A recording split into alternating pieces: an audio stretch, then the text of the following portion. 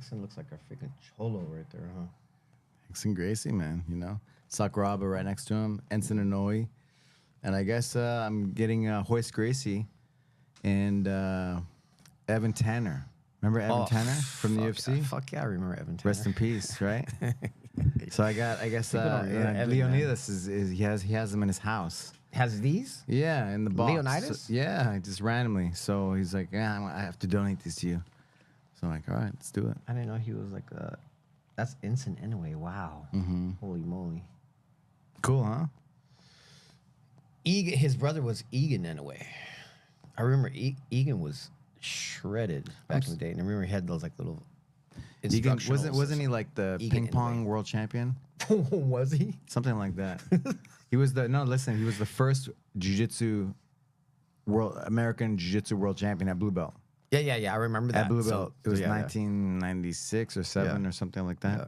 He was the first American to win the worlds at any belt, right? Okay, I didn't know that. I thought it was Egan Inouye. I thought it was and then I think he got. I thought it was Erica Montoya. Remember, she won the. She was the girl. She was the girl. But actually, my student CJ, she's like a little older. Yeah. She actually won it before her. Oh, did she really? Okay. Yeah, but she was, we lived in New Mexico, so we didn't get a lot of the hype. But as far as girls, right? Females, okay. But it was American. Ensign or Egan that won the world at blue.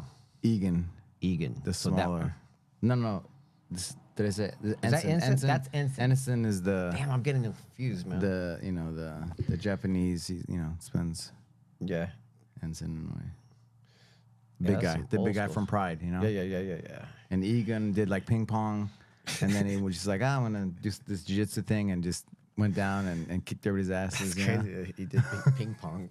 I think so. I think that's it. I think Amal told me that. It just reminds me of that Bruce Lee. Have you seen that Bruce Lee edited video where they edited him and he's like doing it all crazy with the nunchucks? But it looks like it looks so real, man. You're like, what the? I was like, what the hell? You have to do a double take. Wait a minute, it's got to be AI, man. It's got to be AI. But yeah, are we already rolling or what? Damn, just went right into it. Yeah. No introduction, no music. We're gonna start with the voice training.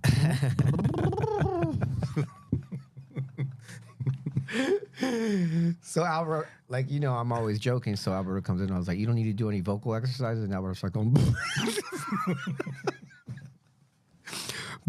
but I had to do some vocal lessons before I was recording because I was nervous and my Son of Sensei. That was your first album, right? First album, yeah.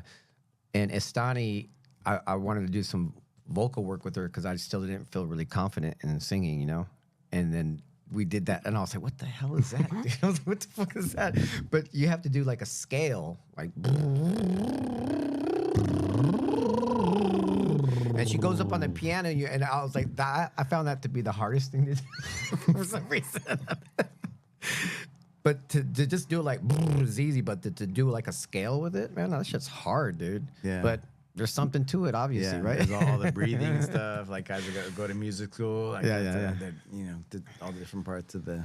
Man, after a day in the studio, you're like physically exhausted, mentally and physically, and emotionally too, man. It's pretty wild, yeah. So yeah. Where did you've been doing martial arts your whole life? Like, where did the love for music? Like, you wanted to play music, and because we went to your first show back in the day in Hollywood. Yeah. Right? Remember that? Damn, we need to do. Was that before the pandemic? We should do one there again. That's a cool little place, right? Yeah. And get like Professor Anthony to do his La Bamba or whatever he does, the reggaeton. And he can like wear a little shirt with his chest showing, do his little thing, and then I'll go up there and do a song. Oh, but like since I was a little kid, man, like I started actually playing guitar when I was like 9, around the same time I was doing Taekwondo. And I did that because I had my best friend TC. I just did whatever he would do, and I remember going over his house one day. He had a guitar, and I was like, "Whoa, what the hell is that?" Yes, he always wanted to do it. And I just always wanted. I just did whatever he did. I kind of looked up to him, and he was like, "They're giving guitar lessons at school." And I was like, "What?" And I was like, "Mom, I gotta get a guitar."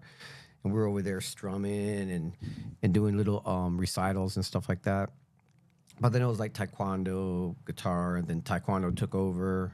And then whenever I moved to Belgium, that's when I really started playing guitar. So I was playing guitar since I was like about 14. I played pretty consistently up into like I was in my early 20s. And that's when martial arts started kicking in again. Okay. So then after a while, like when I got introduced to jiu-jitsu and everything, pretty much put those guitars down. I just became obsessed with Muay Thai, jiu-jitsu.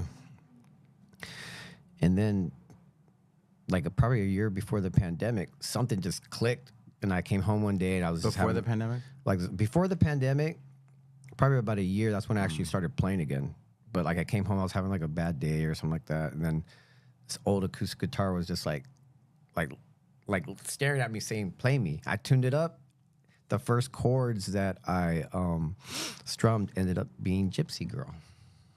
That's one of the, I think that's one of the songs. That's one of the songs I did at that one gig. Okay. My one gig ever. One gig ever. But man, yeah, so that's when I started playing again. And then all these songs just started pouring out of me. Then the pandemic hit. And then I found that I had a lot more to write about as well. I was like, I feel really inspired by a lot of things now. Yeah, doing like a creative thing, right, is like so good for the brain and the soul and whatever.